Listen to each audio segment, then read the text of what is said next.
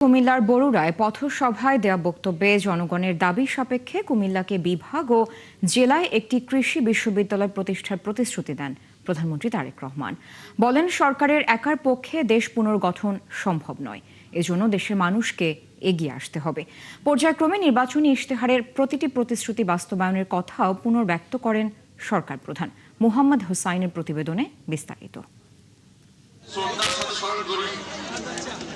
নির্বাচনী প্রতিশ্রুতি বাস্তবায়ন ও তৃণমূলে সাংগঠনিক ভিত মজবুত করতে প্রধানমন্ত্রী তারেক রহমানের এই দিনব্যাপী কুমিল্লা চাঁদপুর সফর। শনিবার সকালে রাজধানীর গুলশানের বাসভবন থেকে সড়ক পথে রওনা হন প্রধানমন্ত্রী। যাত্রাপথে দলীয় নেতাকর্মী থেকে সাধারণ মানুষের উচ্ছ্বাস আর ভালোবাসায় সিক্ত হন তিনি। দুপুর 1:30টায় কুমিল্লার বরুড়ার লক্ষ্মীপুর বাজার মাঠে পথসভায় যোগ দেন প্রধানমন্ত্রী তারেক রহমান। একটি একটি করে পর্যায়ক্রমে সেই ওয়াদা পূরণ করব।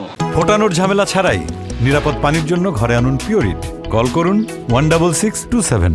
সমাবেশের মঞ্চে দাঁড়িয়ে কুমিল্লাকে বিভাগ করার আশ্বাস দেন প্রধানমন্ত্রী। জেলায় একটি কৃষি বিশ্ববিদ্যালয় প্রতিষ্ঠার প্রতিশ্রুতিও দেন তিনি। আসার সময় আমি দেখলাম সবাই স্লোগান দিচ্ছে, কি চাই? কুমিল্লা বিভাগ। ঠিক আছে, এই দাবিটি যদি জনগণের দাবি হয়ে থাকে ইনশাআল্লাহ তাহলে সেটির বাস্তবায়ন হবে। আপনাদের একটি দাবি হচ্ছে কৃষি বিশ্ববিদ্যালয়। আমি আগামী কয়েকদিনের মধ্যে শিক্ষামন্ত্রীর সাথে কথা বলবো। বলেন, সরকারের একার পক্ষে দেশ এগিয়ে না সম্ভব নয়, প্রয়োজন জনগণের ঐক্যবদ্ধ প্রয়াস। পরবর্তী কাজ হচ্ছে দেশকে পুনর্গঠন করা, দেশকে সামনের দিকে নিয়ে যাওয়া, দেশের মানুষের জন্য ব্যবসা বাণিজ্য চাকরি বাকরি এগুলি নিশ্চয়তা বিধান করা, দেশের মা বোনরা যাতে স্বাবলম্বী হতে পারে সেটি শিক্ষায় হোক অথবা অর্থনৈতিক ভাবেও সেই ব্যবস্থা গ্রহণ করা, দেশে যাতে মিল কলকারখানা তৈরি হতে পারে, দেশে যাতে বেকার সমস্যার সমাধান হতে পারে সেই জন্য কাজ করতে হবে। পরে চাঁদপুরের শাহরাস্তিতে খোর্দখাল পুনঃখনন কার্যক্রমের উদ্বোধন করেন প্রধানমন্ত্রী। নিজ হাতে কোদাল চালিয়ে অংশ নেন খনন কাজে।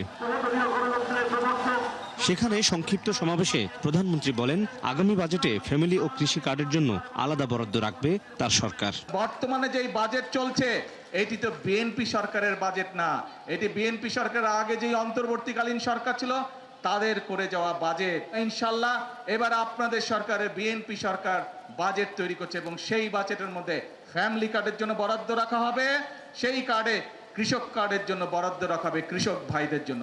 নির্বাচনী প্রতিটি প্রতিশ্রুতি পর্যায়ক্রমে বাস্তবায়নের কথাও পুনর্ব্যক্ত করেন তারেক রহমান। সেই জন্য কৃষক কার্ডের মাধ্যমে চাঁদপুরের শাহরাস্তির এই খোর্দখাল একসময় এই অঞ্চলের মানুষের কৃষি জীবিকা ও পানি নিষ্কাশনে বড় ভূমিকা পালন করেছে।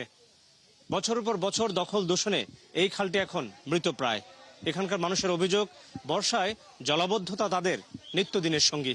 প্রধানমন্ত্রী তারেক রহমানের এই খালটি পুনঃখননের যে উদ্যোগ তিনি হাতে নিয়েছেন, এতে করে খালটি যেমন প্রাণ ফিরে পাবে, তেমনি এখানকার কৃষিতে প্রভূত উন্নতি সাধিত হবে। মোহাম্মদ হুসাইন, 71, শাহরাস্তি, চাঁদপুর।